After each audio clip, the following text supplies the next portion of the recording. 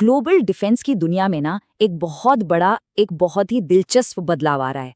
और इस पूरी कहानी के सेंटर में है दो देश, भारत और इजराइल। आज हम इसी जियोपॉलिटिकल शिफ्ट को समझने वाले हैं, एक ऐसा कदम जो सिर्फ हथियार बनाने के तरीके ही नहीं बल्कि पूरी दुनिया की पावर इक्वेशन को बदल सकता है। अच्छा, तो ये सब शुरू कैसे हुआ? इसकी शुरुआत होती है एक बड़ी खबर से। खबर आती है कि तुर्की और पाकिस्तान, ये दोनों देश मिलकर लड़ाकू ड्रोन बनाने जा रहे हैं। जाहिर है इस कदम ने दुनिया भर के डिफेंस एक्सपर्ट्स का ध्यान अपनी ओर खींच लिया। लेकिन असली खेल तो इस खबर के जवाब में शुरू होता है, क्योंकि इसके जवाब में इजराइल ने भारत के साथ मिलकर एक ऐसा दांव खेला है जो ना सिर्फ तुर्की पाकिस्तान की ड्रोन डील पर भारी पड़ता है बल्कि पूरे रीजन का पावर बैलेंस हिला सकता है। तो चलिए इस पूरी जियोपॉलिटिकल शतरंज को आसान भाषा में समझते हैं। हम देखेंगे कि ये नया खेल आखिर है क्या, क्यों इजराइल जैसा डिफेंस पावर हाउस अपने सबसे बड़े कस्टमर को खो रहा था, कैसे भारत की मेक इन इंडिया पॉलिसी एक गेम चेंजर बन गई, ब्रह्मोस मिसाइल की सक्सेस स्टोरी इसमें क्या रोल निभाती है, और आखिर में ये कैसे एक रणनीतिक शह और मात का खेल है। तो सबसे पहले बात करते हैं इस नए खेल के मैदान की। देखिए, दक्षिण एशिया और मिडिल ईस्ट में ना दो पावरफुल डिफेंस ब्लॉक बन रहे हैं, और यही वो गुट हैं जो आने वाले कई दशकों तक इस पूरे इलाके में दोस्ती और दुश्मनी की नई लकीरें खींचने वाले हैं। अब आते हैं मुद्दे की जड़ पर, वो वजह जिसने इजराइल को अपनी पूरी की पूरी स्ट्रैटेजी बदलने पर मजबूर कर दिया। सवाल ये है कि आखिर ऐसा हुआ क्या था। भारत, जो कभी इजराइल का सबसे बड़ा हथियार खरीदार था, उसने अचानक इजराइल से हथियार खरीदना इतना कम क्यों कर दिया। चलिए जरा आंकड़ों पर नजर डालते हैं। एक वक्त था 2015 से 2019 के बीच जब भारत जितने भी हथियार बाहर से खरीदता था उसका 34%, सोचिए 34% हिस्सा सिर्फ इजराइल से आता था। ये कोई छोटा मोटा आंकड़ा नहीं है, ये दोनों देशों के बीच एक बहुत ही गहरे डिफेंस रिश्ते का सबूत था। ये उस रिश्ते का पीक था। लेकिन फिर देखिए क्या हुआ।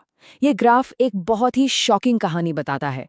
वो 34% की हिस्सेदारी कुछ ही सालों में धड़ाम से नीचे गिरकर सिर्फ 5% पर आ गई। अब इजराइल के लिए ये सिर्फ एक झटका नहीं था, ये एक बहुत बड़े आर्थिक संकट का अलार्म था। तो हुआ ये कि इजराइल एक तरह से दोहरी मुसीबत में फंस गया था। एक तरफ उसका सबसे बड़ा बाजार भारत उसके हाथ से फिसल रहा था, तो वहीं दूसरी तरफ दुनिया के मंच पर भी वो अकेला पड़ता जा रहा था। स्पेन, आयरलैंड, साउथ अफ्रीका जैसे देश भी उससे हथियार खरीदने में हिचकिचाने लगे थे। मतलब उसका कस्टमर बेस तेजी से सिकुड़ रहा था। तो सवाल ये है कि जब आपकी पीठ दीवार से लग जाए और हर तरफ से दरवाजे बंद होते दिख रहे हों, तब कोई देश क्या करता है? इजराइल का अगला मूव क्या था? और बस यहीं से ये कहानी एक जबरदस्त मोड़ लेती है। इजराइल ने भारत की मेक इन इंडिया पॉलिसी से लड़ने के बजाय उसे ही अपना सबसे बड़ा हथियार बना लिया। मतलब एक चुनौती को एक बहुत बड़े, एक गेम चेंजिंग मौके में बदल दिया। मेक इन इंडिया पॉलिसी बहुत सीधी सी बात कहती है, अगर आपको भारत को डिफेंस का सामान बेचना है तो उसका एक तय हिस्सा आपको भारत में ही बनाना होगा। तो जो पॉलिसी कल तक इजराइल के लिए एक दीवार थी, आज वही उसके लिए एक नया दरवाजा बन गई। और इजराइल का समाधान जितना आसान सुनने में लगता है उतना ही ब्रिलियंट है। नया मंत्र था, अगर आप भारत को हथियार बेच नहीं सकते तो कोई बात नहीं, भारत में हथियार बनाओ और भारत से पूरी दुनिया को बेचो। लेकिन क्या ये प्लान सिर्फ कागज पर ही अच्छा है या असल में काम करेगा?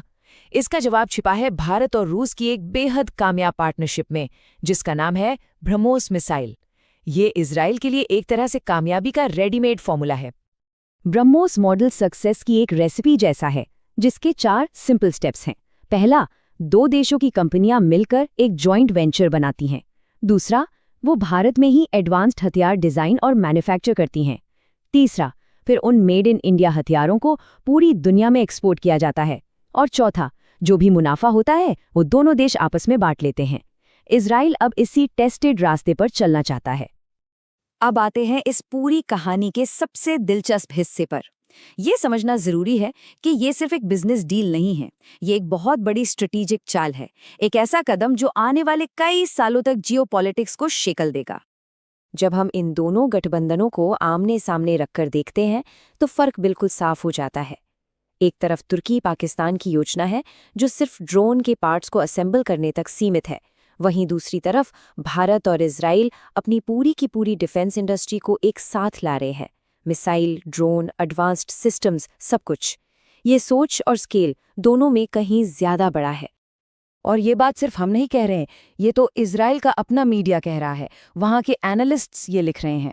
अब सोचिए, जब कोई देश ये कहने लगे कि उसके डिफेंस का भविष्य किसी दूसरे देश पर टिका है, तो आप समझ सकते हैं कि ये शिफ्ट कितना बड़ा है। इस पार्टनरशिप की एक और ख़ास बात है इसकी फ्लेक्सिबिलिटी। इसे इस तरह से डिज़ाइन किया गया है कि ये अमेरिका और भारत के बीच किसी भी तरह के पॉलिटिकल उतार चढ़ाव से प्रभावित ना हो। इंटरनेशनल मीडिया भी अब ये मानने लगा है कि वॉशिंगटन और दिल्ली के रिश्तों में कोई भी खटास आए, इस दोस्ती पर कोई असर नहीं पड़ने वाला। ये साझेदारी अपने पैरों पर खुद खड़ी है, इसे किसी और के सहारे की जरूरत नहीं। और आखिर में इस गठबंधन की असली ताकत कागजी समझौतों में नहीं है, इसकी असली नींव है साझा हितों में। दोनों देशों के कॉमन इंटरेस्ट्स, जैसे अपनी अपनी इंडस्ट्री को बढ़ाना और रीजन में बढ़ते हुए दूसरे पावर्स को बैलेंस करना। और इतिहास गवाह है कि साझा दुश्मन और साझा लक्ष्य पर बने रिश्ते ही सबसे मजबूत होते हैं। तो आखिरी सवाल यही है कि क्या हम भारत और इजराइल के इस अभूतपूर्व गठबंधन को एशिया में एक नई ग्लोबल डिफेंस कैपिटल की शुरुआत के तौर पर देख रहे हैं? इसका जवाब तो खैर वक्त ही देगा।